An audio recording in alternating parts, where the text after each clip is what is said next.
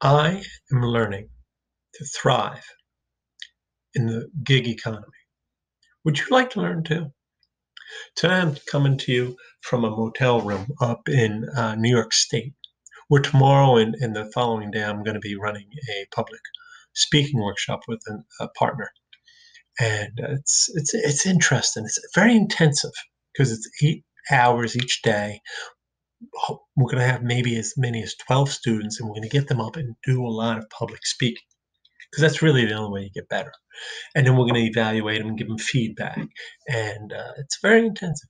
It's a lot of hard work, but I enjoy it because they get to practice over 2 days.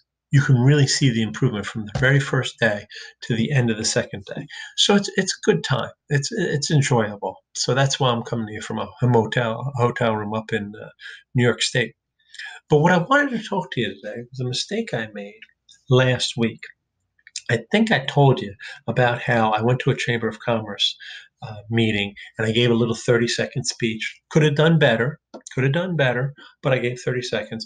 And I ended up with two appointments, with two possible clients. Uh, the one went well.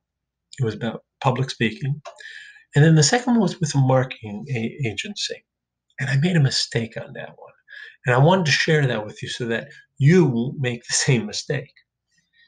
This was the first real meeting I've had with somebody who didn't know me. And it was strictly an introduction, totally. All my previous business has been word of mouth, people who have known me, or at least people who knew somebody who knew me. I went in and I talked, and we talked about some of the projects I've been doing and what have you. And I realized I probably should have had some sort of portfolio with a list of the projects I've done and maybe even copies of the things that I've done. I didn't have that. But she didn't seem to mind. It was kind of a casual meeting, and we talked about different things. And she was very interested in this one thing that I accomplished that was going to appear in a business publication online. And I told her, this is what I'd done.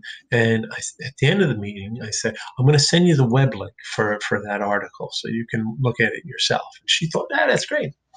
So I got home that night and I went to send it to her, and the article hasn't appeared yet.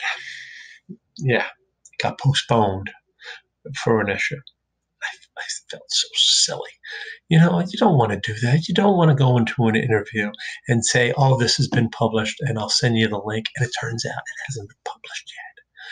So I was able to find a similar article, and I sent that to her, and I apologized for the fact that the one that I had talked about hadn't yet been published. Hopefully that she didn't mind that. So we'll see what happens. But it's something that you need to be aware of. Don't ever promise something in an interview that you'll send if you don't actually have it in hand. Have you guys ever made a mistake like that in an interview?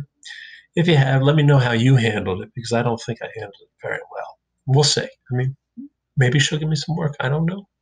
Anyway, that's my suggestion for this week, and I got to get ready for the workshop tomorrow, so I'm going to log off pretty early tonight. And tonight's the first time I'm going to try to upload a video myself. Usually I have one of my teenagers do it because they're both far more computer savvy than I am.